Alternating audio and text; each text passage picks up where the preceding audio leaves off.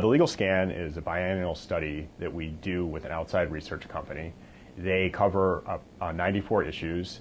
The issues are organized into 11 major topic areas.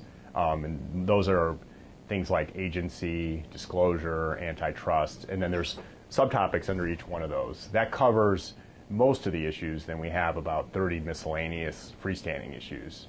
Most of those are things that just come up as time evolves, like some new ones are the Chinese drywall and the short sales. We have an outside research company that does this. They analyze the data, and then they write a report, which identifies any trends that we've seen since the last scan, or anything new that's emerged over the last 2 years. The legal scan is on Realtor.org. It's you have to go, if you look on the left-hand navigation bar of Realtor.org, there's the legal area, and then if you click the legal area, a sub-menu opens up, and you can click Track Legal Trends, and that'll open the scan.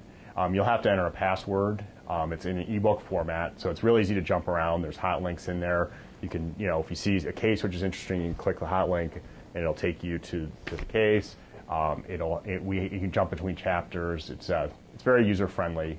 What we did a number of years ago, we used to have, the scan used to cover not only brokerage issues, it used to cover property management issues. And what happened was there were so many more property management cases in certain areas, mainly slip and fall cases, that it was kind of skewing the research. So we separated it, and we went to IRM. And so IRM is now, we have what's called the IRM report, which covers property management issues, or real estate management issues, as they like to say. And that scan covers those topics primarily. And then we have the NAR scan, which focuses on brokerage issues. And that's helpful because it helps us see trends in the brokerage area, whereas before when we had the property management issues, it was dominated by those issues.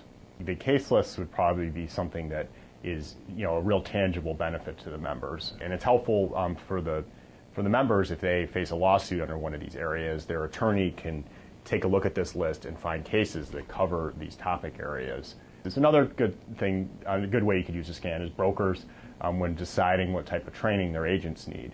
They could look and see what the major areas that they need to train their licensees in, and so they could use the scan to help influence the training they provide. We've been doing this for about 15 years, so we've got 6, 7, 8 of the scans.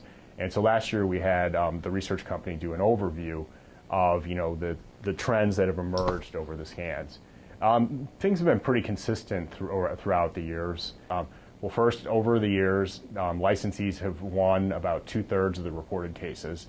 So licensees win about 66% of the cases that are the lawsuits that are brought against them. So that's good news.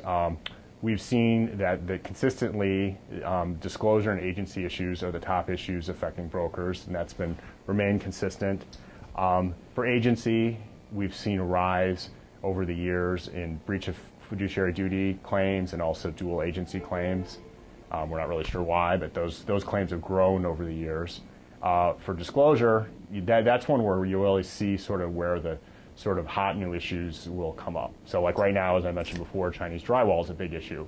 So that's one that we're going to start probably seeing in the next couple of years as those make their way through the court system.